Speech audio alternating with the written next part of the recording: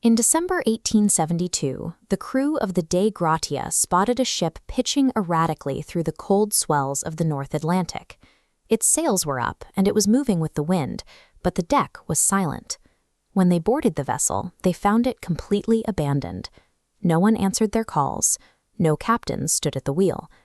The Mary Celeste was sailing itself across the open ocean, carrying only the belongings of 10 people who were nowhere to be found. The conditions on board were baffling. The ship was stocked with a 6-month supply of food and fresh water, and the cargo hold was packed tight with valuable goods. There were no bodies, there was no blood on the deck, and no signs of a struggle. The logbook sat in the cabin, ending abruptly without a single mention of a crisis or a final message of distress. Explaining why 10 people would walk away from a perfectly seaworthy vessel requires looking past the ghost stories.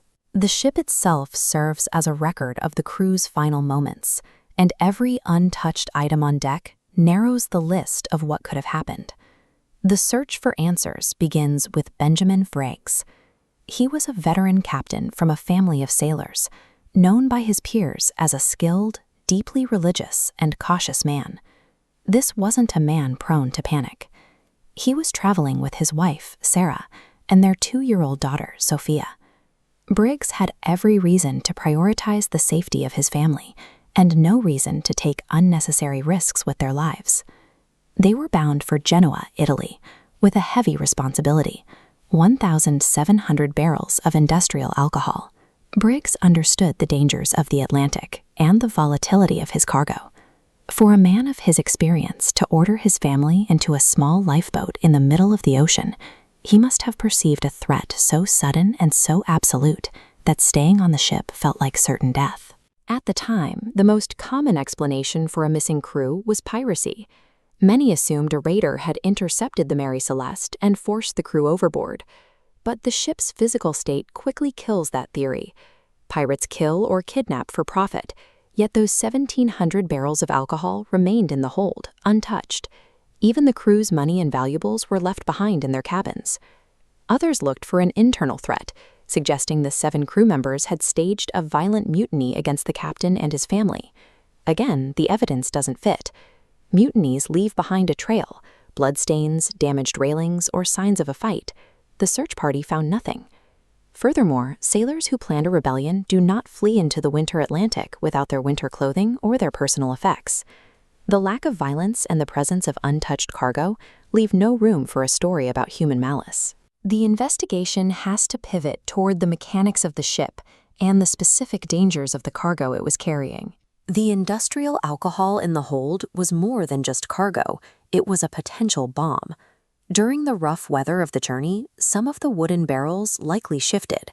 If the seals failed, invisible, highly flammable vapors began to leak and pool in the tight, unventilated spaces of the lower deck.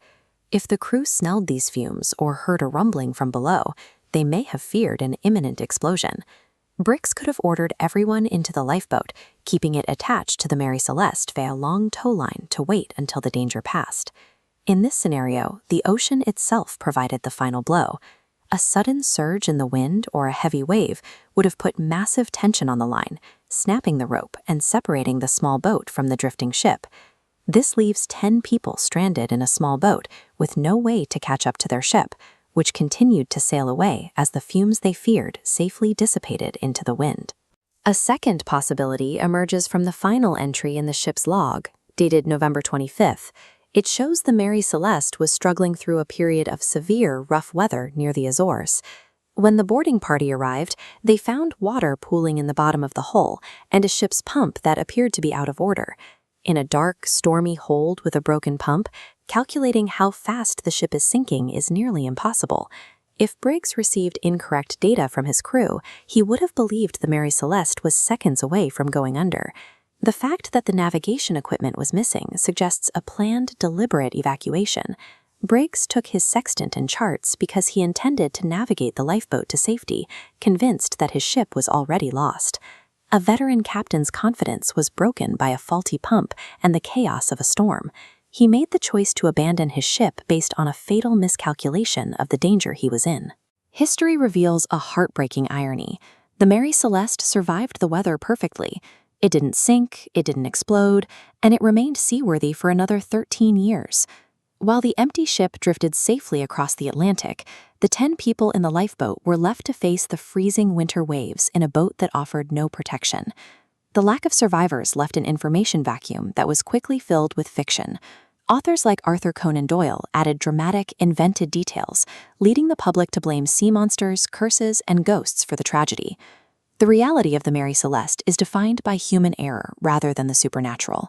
A skilled captain, driven by fear and faulty data, chose to leave the safety of his ship for a survival plan that guaranteed the death of everyone he was trying to protect.